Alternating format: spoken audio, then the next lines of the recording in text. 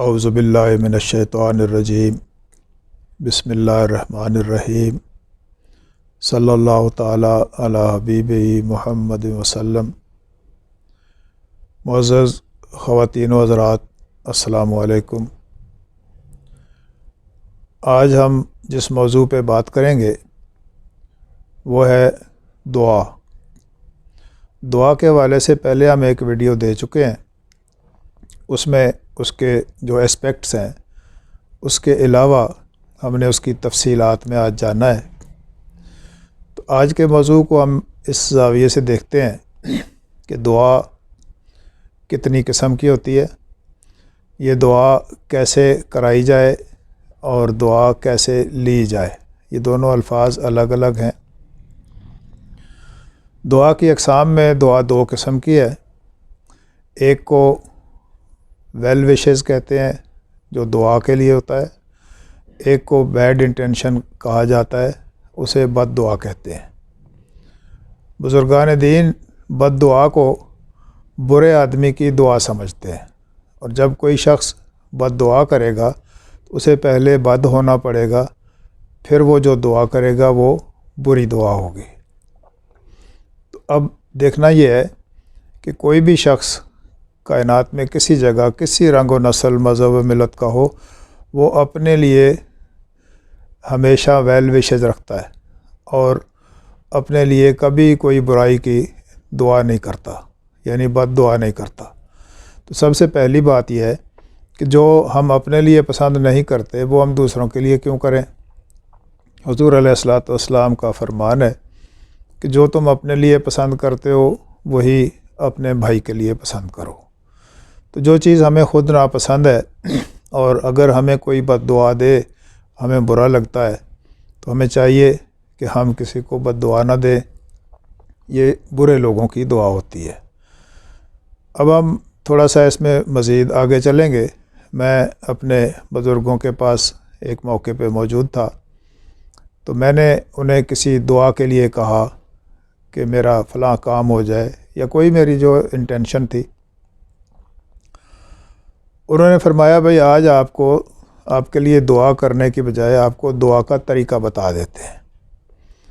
تو میں نے کہا جی بسم اللہ۔ آپ نے فرمایا کہ دعا اس شخص کی قبول ہوتی ہے جس کا شکوہ شکایت یا گلہ ختم ہو جائے۔ تو آپ اپنے اندر سے یہ ختم کر لو، جو کہو گے وہی ہوگا۔ تو میں بہت خوش ہوا، میں نے کہا جی یہ تو بڑا کلیہ ہاتھ لگ گیا کہ شکایت ختم کرو تو دعا قبول ہو جائے گی۔ میں خوش ہو گیا، لیکن تھوڑی ہی دیر میں مجھے یہ خیال گزرا کہ یہ جو دعا جتنی بھی ہوتی ہے یہ تو بذات خود شکوہ ہی ہوتی ہے، یا اللہ مجھے فلاں چیز نہیں ملی وہ دے دو، فلاں کام میرا ایسے میری مرضی کے مطابق نہیں ہوا اس کو ایسا کر دو۔ تو میں نے پھر سے درخواست کی، میں نے کہا حضور یہ جو آپ نے فرمایا کہ جس کا شکایت ختم ہو جائے اس کی دعا قبول ہوتی ہے، تو میں تو دعا کرنے کے قابل ہی نہیں رہتا کہ میری تو یہ شکایت بن گئی۔ تو مسکرا دیے۔ آپ نے فرمایا اپنے لیے جب دعا کرو گے، جب آپ اپنی ذات کے لیے کرو گے تو وہ شکایت میں کاؤنٹ ہوگی۔ اگر آپ کی شکایت رفع ہو گئی ہے تو آپ دوسروں کے لیے دعا کرو، وہ ضرور قبول ہو جائے گی۔ جب آپ اپنی کسی بھی خواہش کو، ول کو یا کسی صلہ و ستائش کو پیش نظر رکھے بغیر دوسروں کی فلاح اور بہبود کے لیے کوئی بھی دعا کرو گے تو اللہ تعالیٰ کا نظام یہ ہے کہ اللہ اپنی مخلوق سے بے پناہ محبت کرتے ہیں اور آپ کی دعائیں سنی جاتی ہیں۔ جس شخص کے اندر سے یہ گلہ ختم ہو جائے، شکوہ ختم ہو جائے، یعنی دوسرے الفاظ میں وہ شخص راضی برضا ہو جائے، تو وہ جو کہتا جائے وہی ہوتا جاتا ہے، اس میں اس کی ذاتی غرض و غایت نہیں ہوتی۔ اب ہم نے اس بات پہ غور کرنا ہے کہ ہم اپنے اندر سے شکوہ اور شکایت یعنی کمپلینٹ کیسے دور کریں۔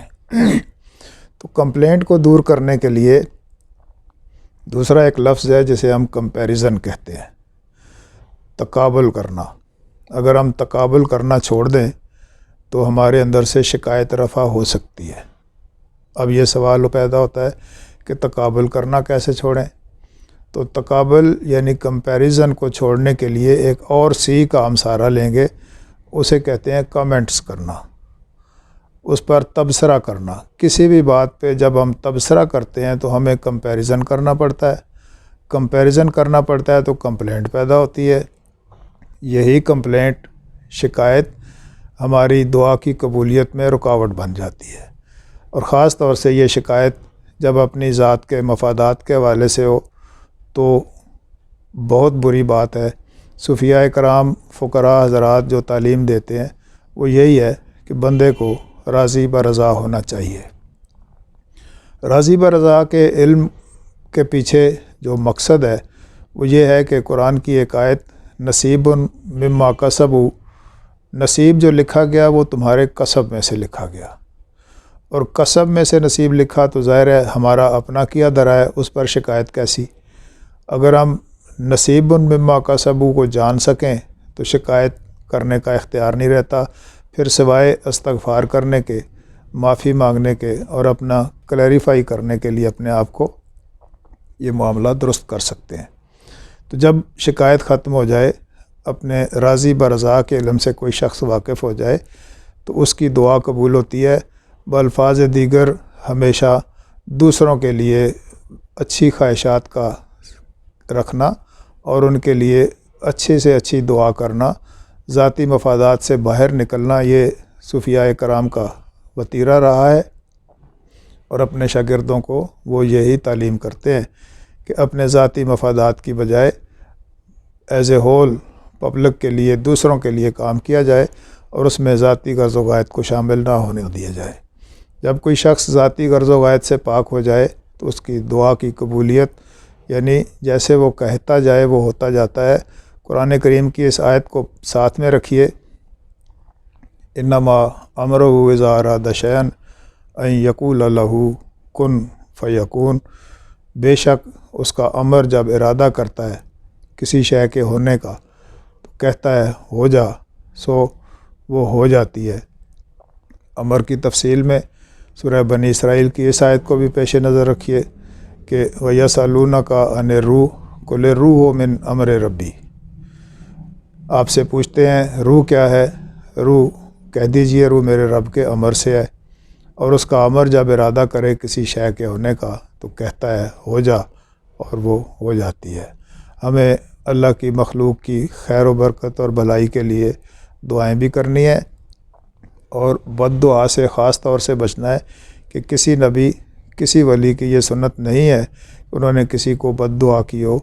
رسول اللہ صلی اللہ علیہ وسلم نے بہت سے مظالم بھی سہے اور لوگوں سے تکلیفیں بھی اٹھائیں، لیکن پتھر کھانے کے باوجود طائف والوں کو دعا دی گئی اور مکے والوں کو معاف کیا گیا۔ اللہ تعالیٰ ہمیں دعا کے حوالے سے ہمارا کنسیپٹ کلیئر فرما دے۔ وما علینا الا البلاغ۔